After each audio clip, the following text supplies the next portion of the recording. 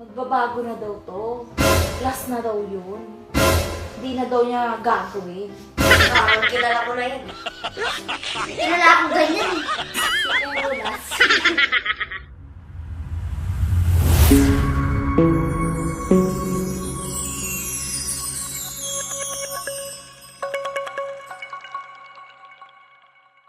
What's up mga kabatang abog? Hi guys! So for today's vlog, magkakaroon tayo ng mga pamimili pala tayo ng jojowain o totropahin. Siyempre kailangan nating mamili yung mga hindi sinungaling, yung mga loyal, at yung mga faithful, yung mga hindi puro salita. At siyempre, hindi rin tayo maghahanap ng jowang puro pangako, diba? Tatanga ka mo, girls. At syempre, meron tayong makakasama dito. At yun ay si Ate Colleen! Ayan, parang si Pintado. Naalala si Pintado.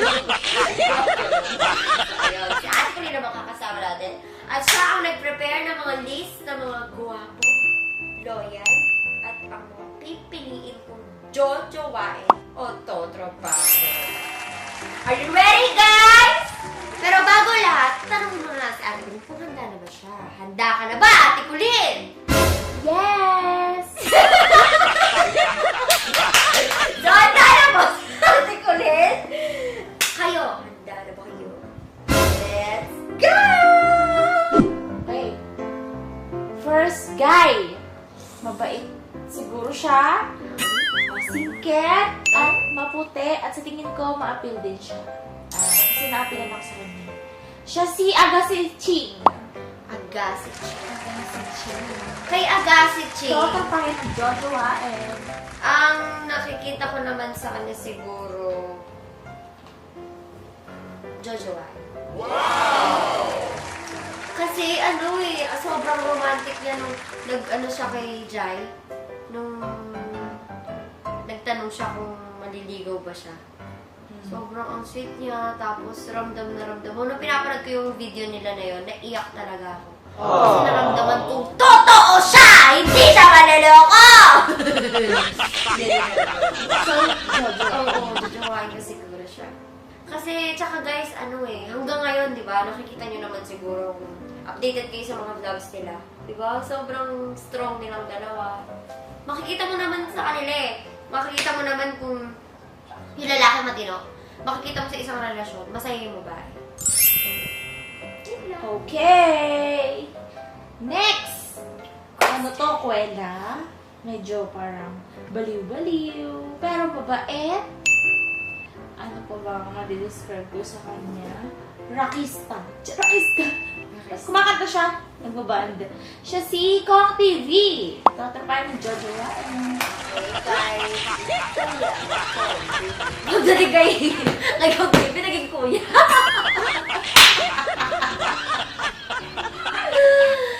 Okay, syempre, yung edad namin, nandito yung edad ko, nandito yung edad niya, di ba? Pero hindi ko naman sinasabing ano na siya. Parang kuya-kuyahan ko siya eh. Siguro totropahin. Parang nakikita ko kasi siya yung tipo ng tropa na kapag broken-hearted ka, kapag niloko ka, nandyan siya, yung gagawin ko niya. Huwag kang maniniwala sa mga manluloko tao. Yun lang. So, totropahin kita. Okay, next! Paano ba i-describe to? Sweet, ma-effort, gwapo rin. Wow. Siya si King Badger. Naku. Isa pang manluloko yan eh. Wala. Tropa pips yan. Tropa lang. Ngayon, Parang- bumabawi na siya. Hindi. Tropa peps lang yan. Siguro yun yung tropa na kapag kailangan uminom, meron niyang alam na place.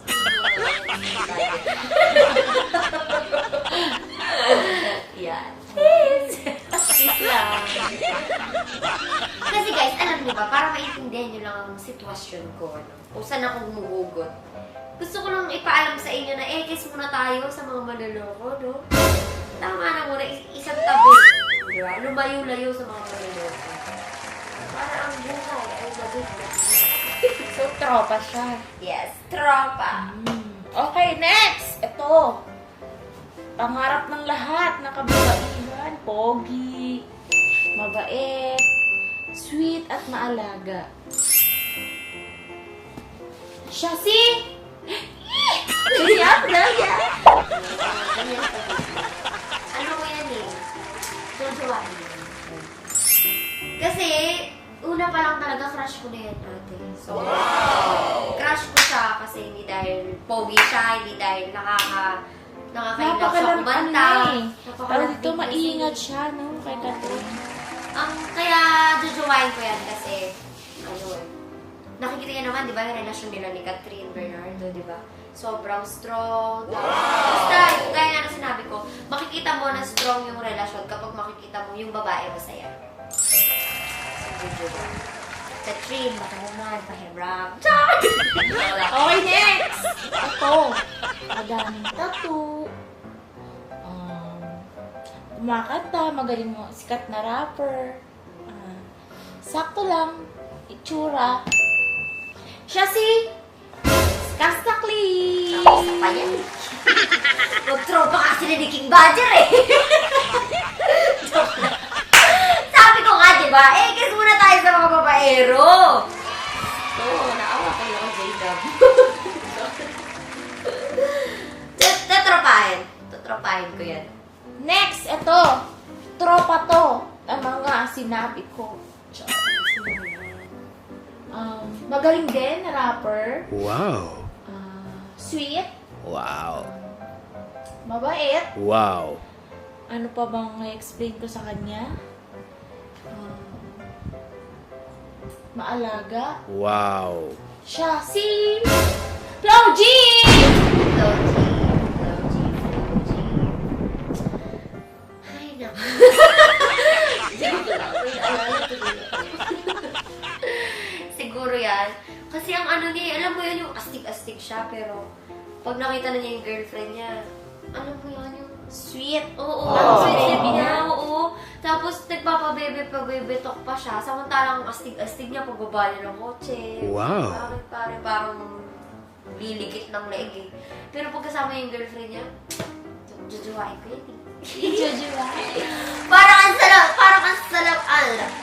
sarap niyang magmahal.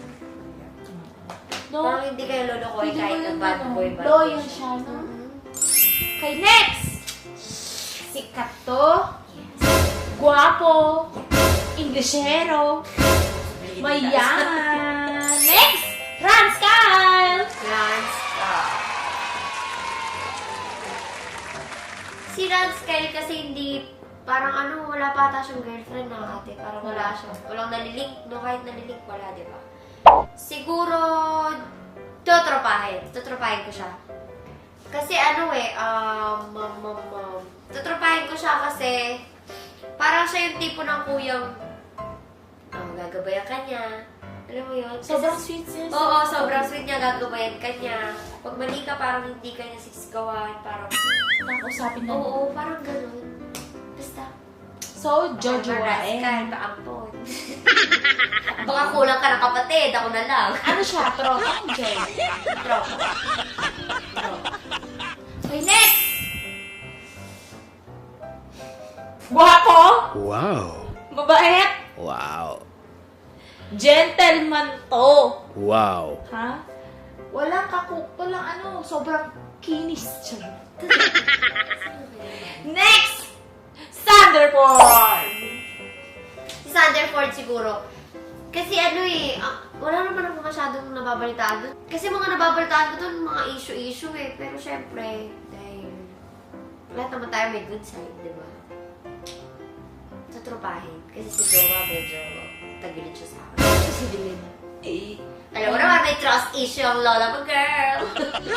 Okay, next! Sa mga lalaki. ML player. Crush ko to. Ang pogi nito.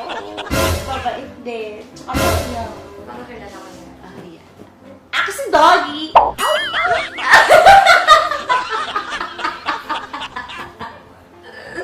Ako si Doggy. Totropahin o jojowain. Siguro pwede bang both? Kasi, kung jojowain, di ba sa relationship nila ni sino? Chicks. Ate Chicks, di ba? Sobrang strong, tapos kahit na naghiwalay sila, naayos pa rin nila. Tapos, nung naayos nila, naging stronger yung relasyon nila. Siguro, saludo ako sa kanya kasi, di ba, naayos niya kahit na lalaki siya. Naayos niya yung relasyon nilang dalawa ni Ate Chicks. Yun. Jojowain ko siya dahil doon. Tutropahin ko naman siya dahil mature siya mag-isip eh. Siguro kahit anong problema about sa love life, mapapayuan niya ako. Pero baka naman. At alam mo yung ML player niya. Ano kasi pangalan doon? Sino dun? Yung medyo, B1. Sumpa? Sumpa.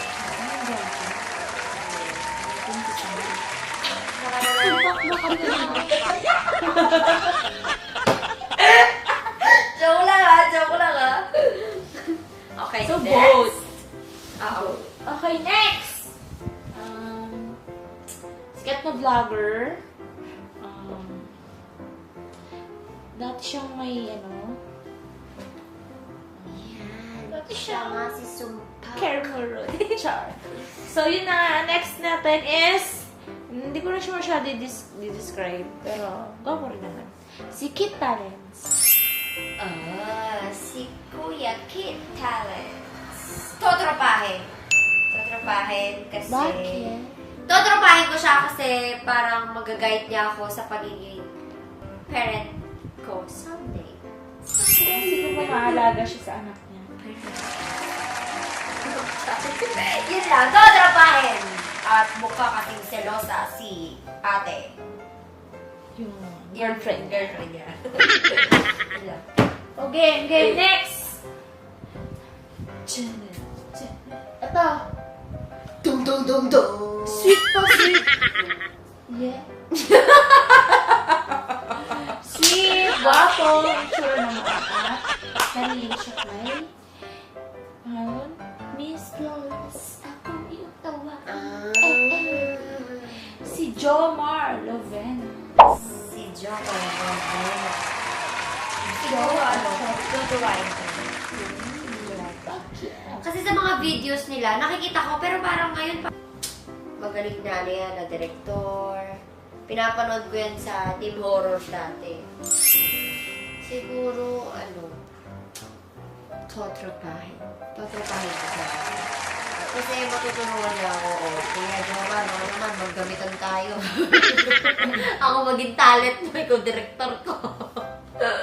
Siguro matuturuan niya matuturuan niya pa ako na mas gumaling sa pag-acting, gano'n kasi nag-director siya. So, tutropahin ko siya. Ang banga-banga. Yun na po. Okay, next! Okay. Ang next naman ay si mga kaigan. Au! Au!